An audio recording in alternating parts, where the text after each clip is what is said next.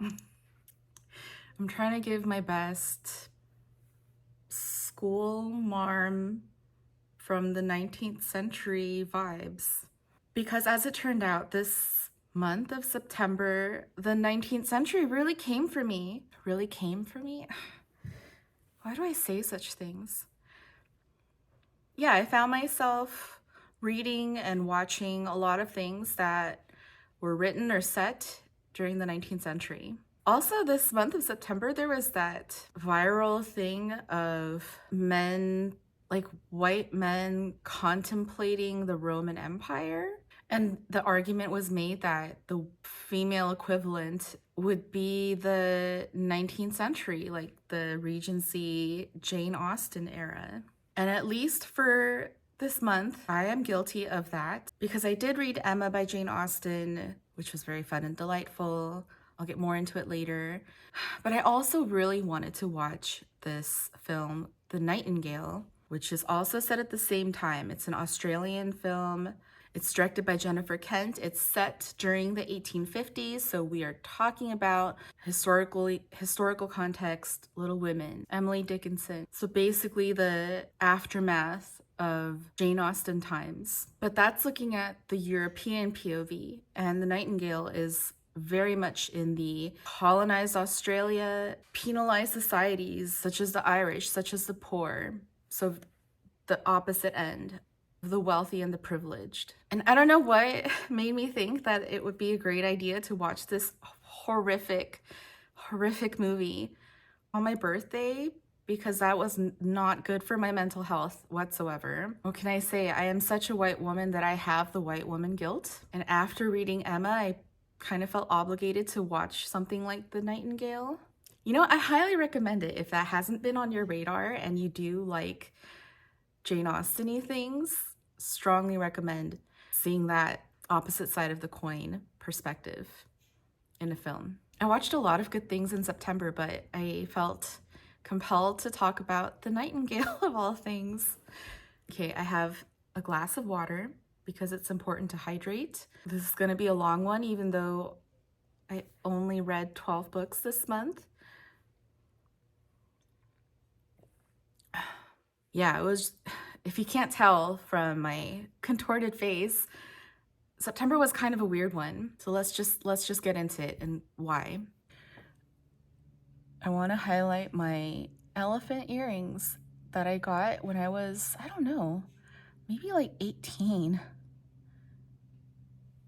And I still have them. And they're still in pretty good condition. They're so cute.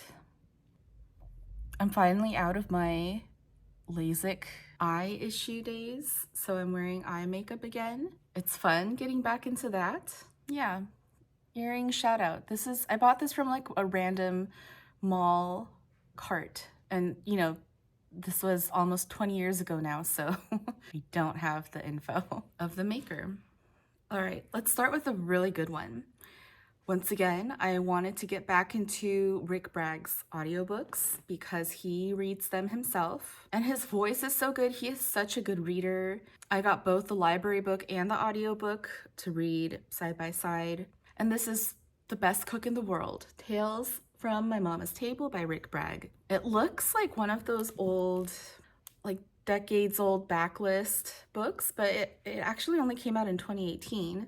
And I was absolutely riveted, as usual, for Rick Bragg. This was so fun. This book is all about Rick Bragg recounting his family's cooking history, talking about how his family came to eat the meals that they all grew up with, dating pre-Civil War times. And I love the structure of this book, where each chapter is a meal of its own with the story behind that meal and how that meal came to be. So each chapter is like the story behind his family's great meals. I have never wanted beans and cornbread more. I also really love the community aspect of this, where certain foods, certain meals, if you're a part of this community, you just intrinsically know what to eat with what and why, and how they go together and why. Obviously, that isn't exclusive to Southern food cooking, but that's true of any regional cooking. And it's important to remember why food books, food writing is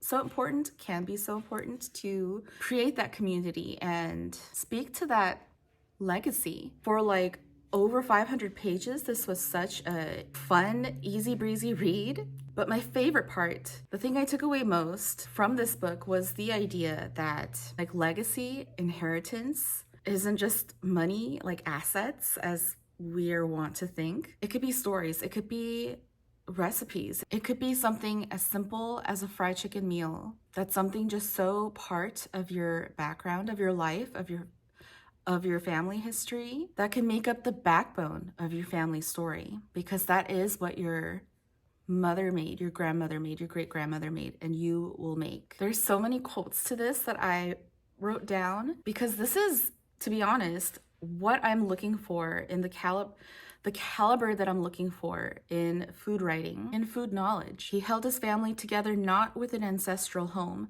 with neat straight rows of crops and barbed wire fence and indisputable property lines, but with spinning rubber and steel, as if the very motion of that old truck was a kind of gravity that kept his people from just drifting off into space. My grandfather did not sit on the same porch in the same swing and use the same fan to swat at the same ancestral flies, but he did move his family 8 times in 1 decade in the same beat-up, rattling Ford. And I know that especially in our current political times, we're so quick to jump on like anti-Southern, anti-white culture because of the Confederacy thing. But this really did remind me that a huge part of where that comes from is the jaw-dropping poverty that, at least in this family's backstory, is such a huge part of. They did not have much by way of possessions, but they were rich in stories. They were rich in recipes. Also, my grandfather-in-law is from around where Rick Bragg's family is from. And while I was reading this, they live very nearby to us. And so we were lucky enough that I thought of my grandfather-in-law, my grandmother-in-law. We went to visit them. I got them hooked on the library.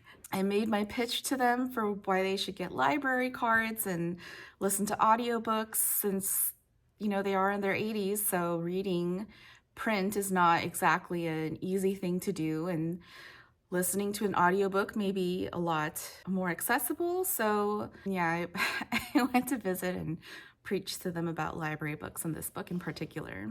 If you have grandparents, go say hi, call them. So I also read Small Fires, an epic in the kitchen by Rebecca May Johnson. I read it as a library ebook. I forgot who recommended this to me, but somebody mentioned it in a comment, I believe. So I found the library ebook. I read it. It's very short, like under 200 pages, maybe just around 200. But I must say, something that I've noticed lately is the shorter a book is, unless it's like a novella or something, it's a slog. And the longer a book maybe, it is a page turner. Maybe it's just the books that I've been picking, but this is definitely one of them. So this book is very much a thinky woman thinking about cooking, about food, about women's roles, referencing lots of other thinky women's quotes. It was interesting. All of that was interesting. I didn't always agree or even follow her lines of thought. It definitely did not hit as hard as Rick Bragg or even the Anthony Bourdains that I read this month. All 3 of them are just very different writers, but I did prefer Rick Bragg and Anthony Bourdain over Johnson. If anything, because I'm actually looking to read writing on food and cooking, and this was not so much. This was cooking adjacent. This was food adjacent. This is more a woman thinking about feminism and spinning in the Odyssey, like Homer's The Odyssey, and finding everything horny. Basically, it was just doing too much. It was reaching. And I wasn't exactly sure who this book was for. Like, this will in no way compel the average reader seeking food writing to read this. Yeah, this was all over the place. This is also a pandemic book, like speaking on the pandemic, being written during the pandemic, I think, as it did come out in 2022. I did appreciate that it's trying to be different, that it's intentionally being unapproachable, as women are, you know, supposed to be approachable, warm and inviting and friendly, especially in the kitchen or anything in the domestic area. And that it is like challenging heteronormative expectations, but like, you gotta have a hook to like reel me in. So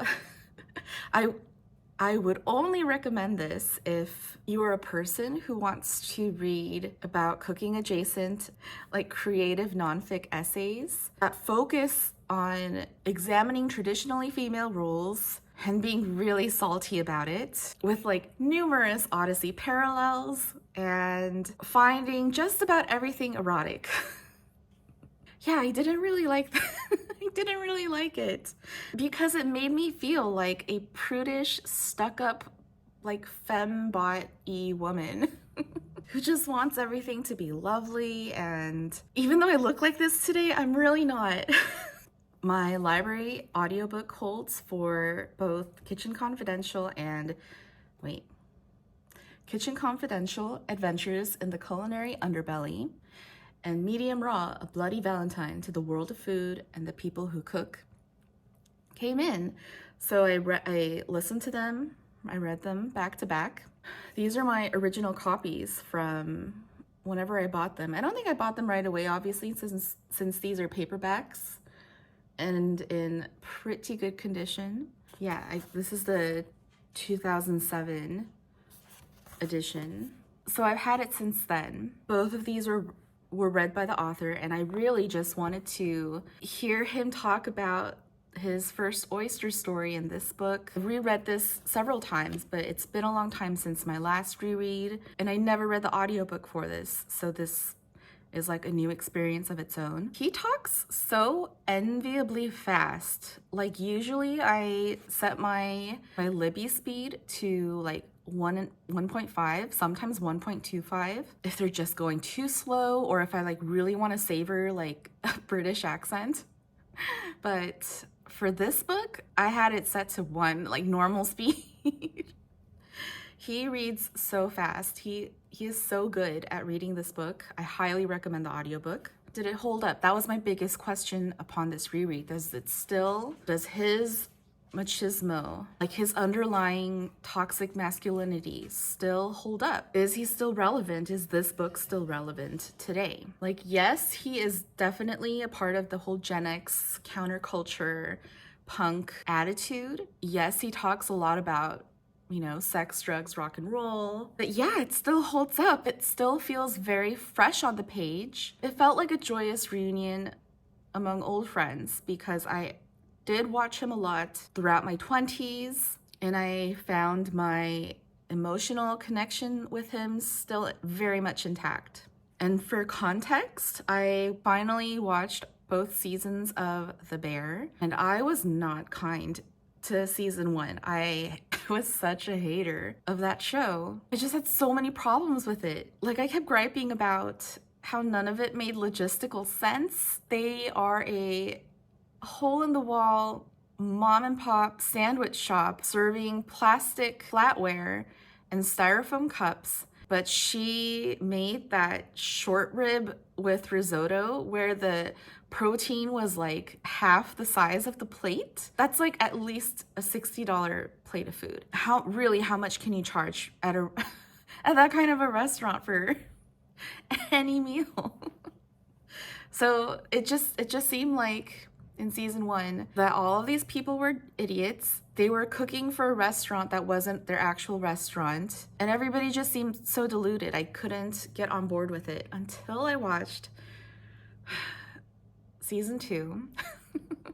And that made everything make sense. And like I had, like, this reminded me that I shouldn't be expecting logic and rational thinking from, you know, most people really, but definitely amongst like cooks.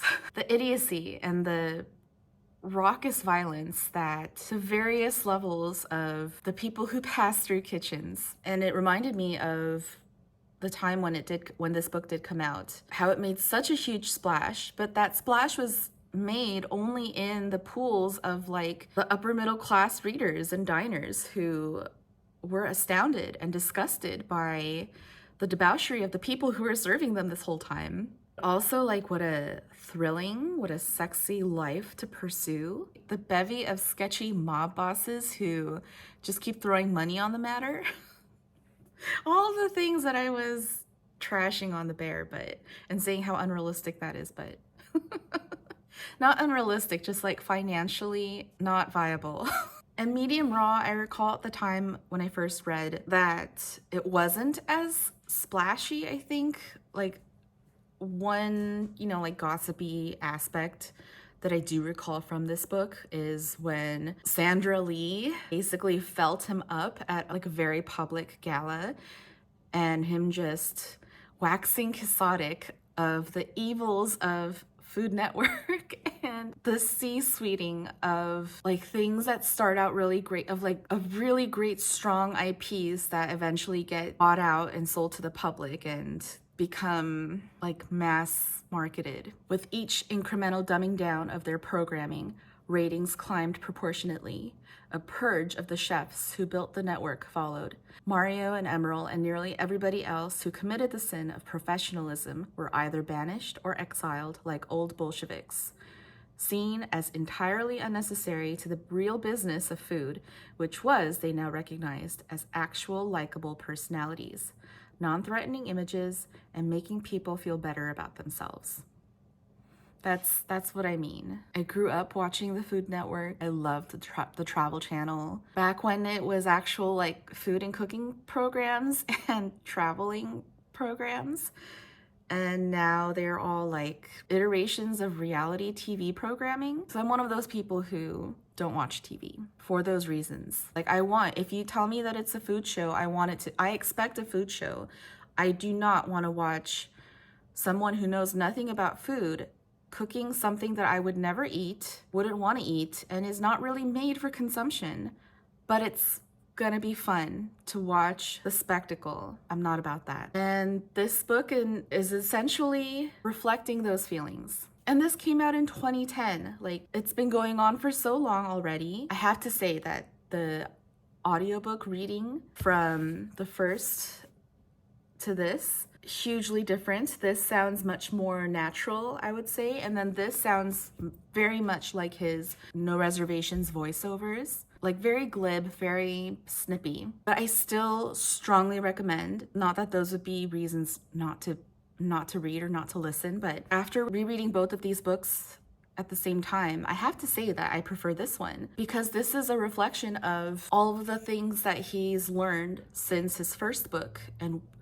the message that he so bravely wants to impart to his readers. And that message is, luck is not a business model. Really know your business. He tells a lot about the business aspect of things in this book, which isn't sexy, of course. I don't know, I find business kind of sexy.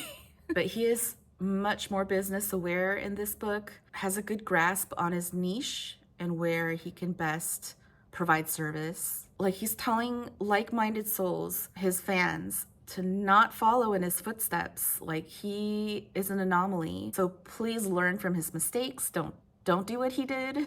And I know that it's cringy that his turnaround has largely to do with the fact that he had a child, but he always had that good core. And the biggest example is in this book. He talks about Justo Thomas, who is the fish butcher, like the person who cuts up all the pieces of fish and portions them out at Le Bernardin, the very famous seafood restaurant in Manhattan, and just talks about the level of skill and how much admiration he has for Thomas and other people like him who work, who serve in that industry for no glory, but they deserve all of the respect for their skills. And despite his mispronunciation of the Kogi truck, he called it Koji. For whatever reason, he called Viagra Viagra. And this book is extra heavy on the profanity. I highly recommend this. It made me realize that by his show Parts Unknown, he really gave us all that he had left, that he was a good guy, and I still miss him. Have I told you this already? Stories I Don't Want to Forget to Remember by Lauren Graham was read by Library Audio, read by Lauren Graham. I think I watched Matthew Sharappa talk about this book, and I'm also rewatching Gilmore Girls because 'tis the season, and I've been on this big kick of celebrity audiobooks, which this very much is. It's read by a celebrity, it's about being a celebrity, and I will add this to my library of celebrity memoirs that I use as primary sources on behind the scenes goss. I like how she sees late night talk show interviews as extracurricular activities that she looks forward to at school. If school is celebritydom, and just the way that the system works. I found her take as like a B-list actor who had her 15 minutes experienced. Like the pecking order of stardom. Personality-wise, she's not really my cup of tea. Kind of extended to the page, but I learned some interesting things that I didn't previously know, like she was born in Honolulu. She worked as a Barney salesgirl, but overall I just found her very naive, a little prudish, a little annoying, like how Lorelai is. And yeah, she reads this very glibly, like in a very glib tone. But I totally see why all of these quirks make her so relatable and lovable to some people. It was just a zippy 4 hours of interesting content. Like, I much prefer Nora Ephron, who she does mention. She also speaks of New York City living in this book. It does feel very real and genuine. But yeah, I didn't really bite. I wasn't too into it. So if you really like Lorelai and you haven't read this and you like this actress, go ahead. So speaking of celebrity books, this is my personal celebrity Bible. Archive by Sofia Coppola. It is the first book that she's compiled, that she's personally made, and it is a scrapbook of all of her films. And she kind of talks about how each one came to be and how she feels about each one. For example, this is on the Virgin Suicides and how she loved reading the Jeffrey Kennedy's book growing up and how it felt so raw and genuine to a young girl's life. That intimacy of a teenage girl's room, all of the phone calls, the gossip, the ceiling staring that occurs inside, and how much she wanted to capture that feeling. And when she heard that a man was about to direct the film, and she was like, no, I can't let that book that I loved that much be tarnished by a man's POV. And so she made her pitch and she got to direct it instead. Not going to talk about nepotism. I'm not going to really get into the politics of Sofia Coppola. I am interested in all of that, but that's not what this book is about. It very much excludes politics, as she is wont to do. I mean, I still vividly recall watching Marie Antoinette. I was a college student at the time. I was going to art school, and seeing that beautiful, absolutely gorgeous visual, the stunning imagery that she made on screen, blew my artistically endeavoring mind. I absolutely love this movie. I do think it's my favorite Sofia Coppola movie. To me, something about it really felt very true.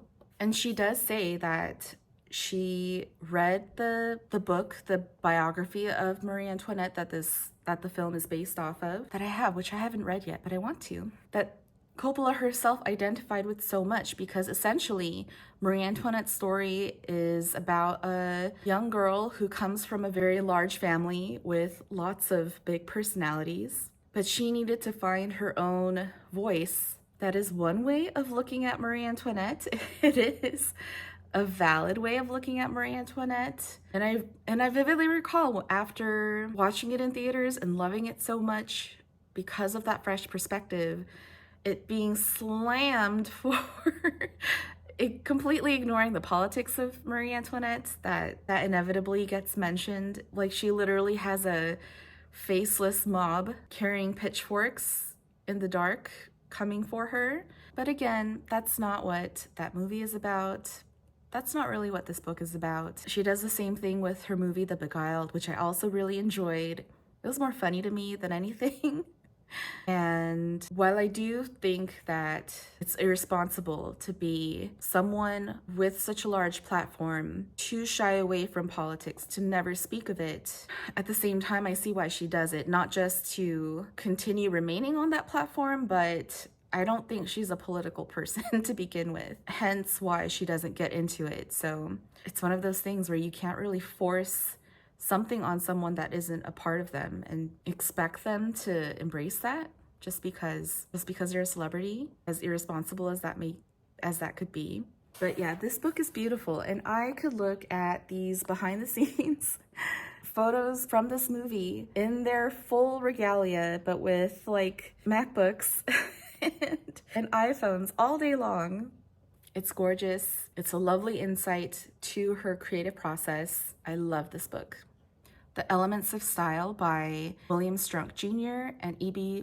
White, illustrated by Myra Kalman, is the last nonfiction book that I read this month. And TBH, I literally only bought this because I thought that it had more to do with Myra Kalman than it does. And I did not know that it's a book about grammar as opposed to like fashion, which was fine. Some of you may know that it's a classic textbook for the usage of grammar and how to use things like gerunds and the em dash, and this edition is just fabulously illustrated by Myra Kalman for whatever reason. I'm not sure still. And then while I was reading this, I realized I'd actually read this in high school and know all of these rules of grammar. So thank you to my high school English teacher, Miss Takis. It's weird calling her Ms., because we just used to call her Takis. So I would say if you want to know more grammar and you want it in like this really nifty, elevated, beautified edition, this book is for you. If you have like a niece going off to college or like a friend going back to school and looking at an imminent future of writing lots of papers, this is for them or for you to give to them. So that is this book. I read And Then There Were None by Agatha Christie because my library audiobook, which this was read by Dan Stevens from Downton Abbey. The library audiobook finally came. I gotta say, I missed Hugh Fraser. I wasn't sure why they got Dan Stevens to read this, although the audiobook was released in 2013, which must have been like at the height of the Downton Abbey fervor. I must have forgotten that Dan Stevens was that impressive in that show. Like, didn't he die right away, like after a couple seasons? But he was fine. He was British and like clipped enough. But yeah, it wasn't like a particularly good reading. But the writing is ever immersive. Like, all the characters behave according to their class, their demographic, their social roles. It is still so tense, so compelling, with like the zippiest pace I've yet read in any novel. All of the characters have such a other people die but not me entitlement that still to this day is so shuddering. I don't know why I say still to this day, because it's still like that. Like, they sit around at breakfast talking about the weather and etc. after several of their party companions have been killed. Propriety to the death. This is still personal top Agatha Christie for me. It is so immersive. All of her themes, like classism, jumble of different types of people thrown in together in one house, written in maybe her most like laser focused with the least amount of crotchety old lady POV that she can sometimes have. And again, every time I'm going to talk about this book, I will refer to another video that deep dives into And Then There Were None, of the historical context of it being written on the cusp of World War II and what the texture of British society looked like at that time in England and its colonized nations, and like the connecting thoughts of racism and like which lives were valued and who is superior and what is a crime. Like, to me, that's what this book is all about. It's the genius of this book, and the other video that I will link in the description box just goes so much more in depth and articulates that so much better than I ever could.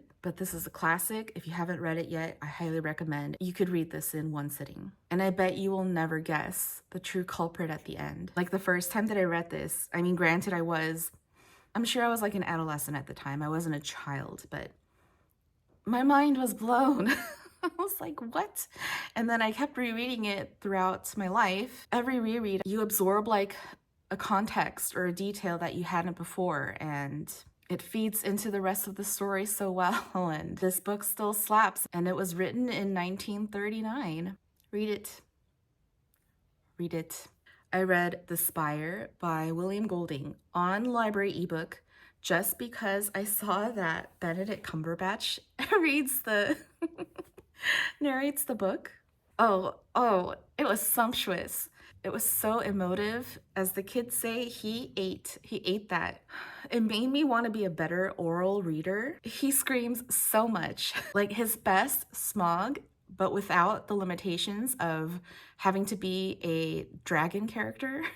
I was so enraptured by the story, despite my lack of plot comprehension or like caring about the plot really. Like it reminded me of when I was reading a couple of years ago, Thelonious' Feast, is that the title? About gluttony, debauchery, ancient Romans on a bender, and me not quite getting it and just kind of casually reading it. And same for this, like it's about the hubris of men, especially like in the name of religion, where this crazy power-hungry guy is demanding a very tall spire built on their church cathedral, despite the limitations of reality. So I know that that's what it's about. It's a lot of stream of consciousness writing. William Golding also wrote Lord of the Flies. It did have a similar tense mood. They're both very much allegories. So, you know, I saw the book itself as like a 3 out of 5 stars, but like a 10 out of 5 stars for the reading experience. Like really what I felt while reading this book was, it felt like dating someone extremely hot, but there's no chemistry. But you're still like holding on just because they're hot. Like they're too pretty not to say no to the next date, and you're just kind of going for the ride for as long as it holds out. Yes, we are very shallow. If anyone knows more audiobooks read by Benedict Cumberbatch, please let me know. I don't even think that he's like hot or anything. I never thought of Benedict Cumberbatch at all. So Benedict Cumberbatch, the actor, sure, why not? The Benedict Cumberbatch, the narrator, and this fab cover illustration by Neil Gower is incredible. Unfortunately, that Faber edition is out of print, I think. So I highly recommend the audiobook if you're into that.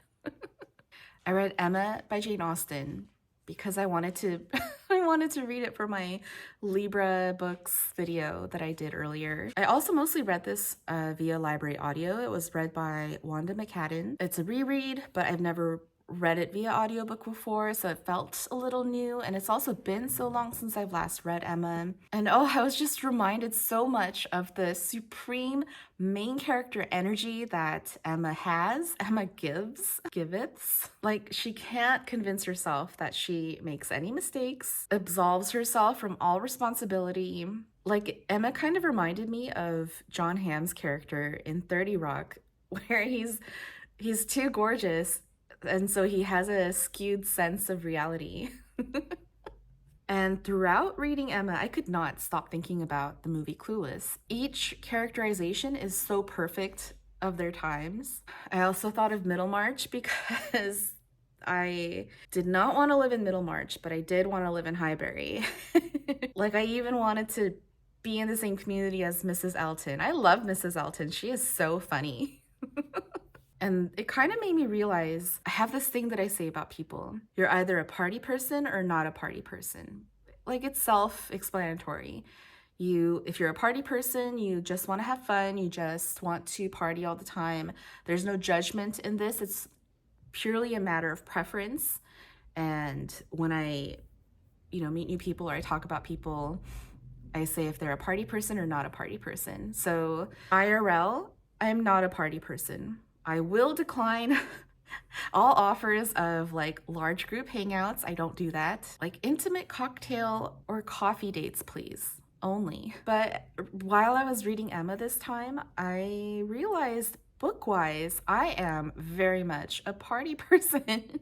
Like in my books, I just want to have fun. I just want to party in all the books that I read, whether it's like a conventional party or a crying sesh party. I also watched the BBC series Emma, where Romola Garai plays Emma, for the first time after reading this. And that was so good. Romola Garai was such a good Emma. And I also realized that I'd probably say that Pride and Prejudice is my favorite Austen, but Emma has my favorite Austen adaptations. The 2020 film where Anya Taylor-Joy plays Emma, that one is a visual stunner. Clueless is still the best. It just translates so well. And not just in Emma, but it made me realize how much I appreciate reading in Jane Austen books, the character interactions, the intrigue, all of the schemes, the goss, like the things that I love reading in Agatha Christie novels. And like, I don't know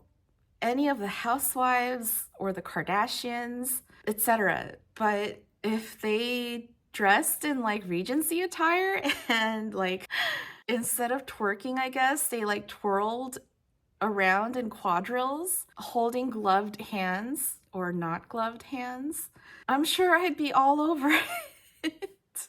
For it's the same thing. The Signature of All Things by Elizabeth Gilbert. I have never read Eat, Pray, Love or any other Elizabeth Gilbert book. I forgot how this came onto my radar. I apologize. I'm pretty sure it's from another booktuber. Nevertheless, I got the library book, and also the audiobook is read by Juliet Stevenson, another celebrity audiobook, for the month, and she was amazing at this. She is a chameleon of an actor, of a voice, of a vocal performance. Like, she performs all of the characters of all the ages with all the languages. There's English, there's French, there's Dutch, there's Tahitian. And it's about one woman's life over the 1800s, mainly taking place in the 1850s. But this book has a lot going on, and they all work.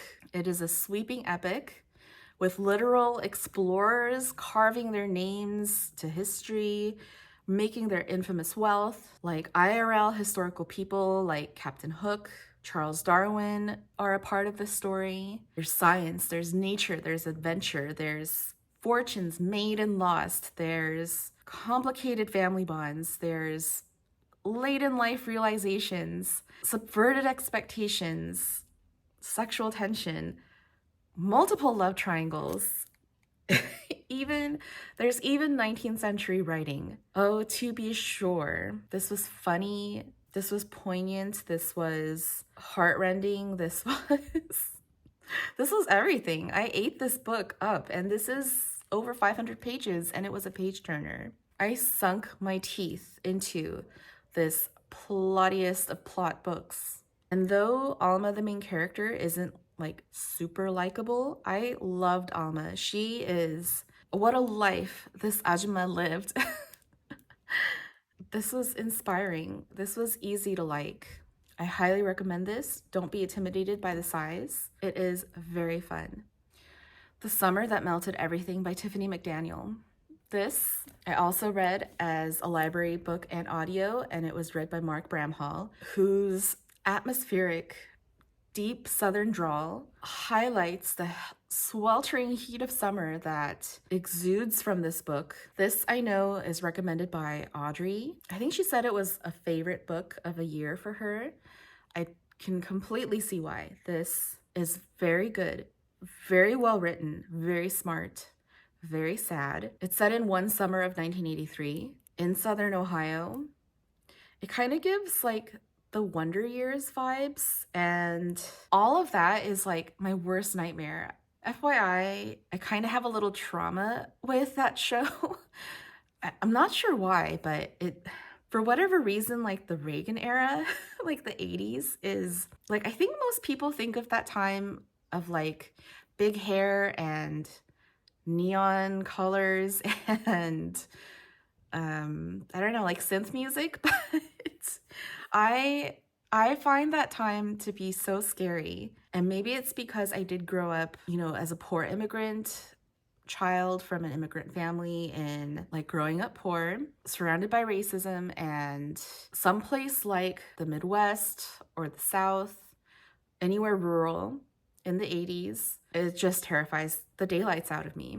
So that is the vibe of this book. It's the setting of this book. So you're getting the violence, you're getting racism, you're getting the burgeoning threat of AIDS. There's also a slight magical realism where there's a devil. But what does that really mean? It brings about questions of good and evil. Like, what's really good? What's really evil? Oh, the thick homophobia is another aspect of this nightmare. This is not as easy to like because it is very triggering. It's really sad, almost to the point of like heavy dry heaving from too much hurt told in too brutally matter of fact of prose. Like it's all the people that you want to hate, but this is the reason why they are the way they are. And you just have to keep reminding yourself that all people really want is to matter. But the thing about light is it all looks the same when you're in the dark. So you can't tell if what powers that light is good or if it's bad, because the light blinds you to the source of its power.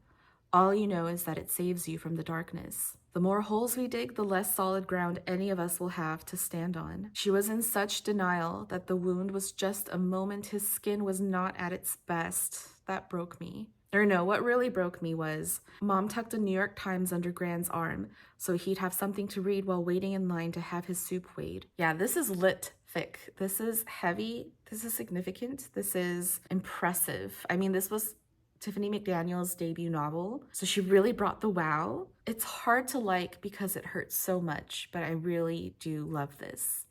And I recommend if you're willing to get into that.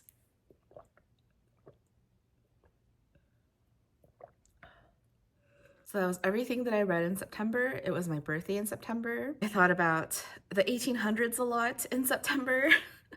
of how much our world is so interconnected, not just since the internet age, but since centuries ago, where people did explore other continents and carve their names into the texts of history, whether it's in Europe or Tahiti or Australia. And I am guilty of being very Euro-Western focused. As you can see, I'm not, like, I don't even want to count how much of my 23 for 23 that I've read so far, but it's less than half. For sure. But I am such a big mood reader, and I don't want to change that because I do come from a very Western-centric place, and I have to remind myself that there's the flip side of the coin to that. And a lot of my reading does come from watching movies, from thinking about both sides of the story. And I want to continue being that way and thinking of those things. But not gonna lie, that all does make me feel very weird, like off-putting. You know, it's uncomfortable. Though I may be a party person in my reading, my September reading reminded me to get out of my comfort zone a little bit more. And thank God for that. Thank God for this space, this booktube space, where I'm meeting all of these other people who I never otherwise would have, who have totally different tastes in books than I do, and expose me to books I've never heard of that I find so worthy, so valuable, so important and worthwhile to read. I mean, I'm still just an Ajumma who grew a year older this month, trying to live a meaningful life, both IRL and in books. I hope you all also had a good September reading month, whether or not it was uncomfortable or a fun party. I hope you're all staying hydrated.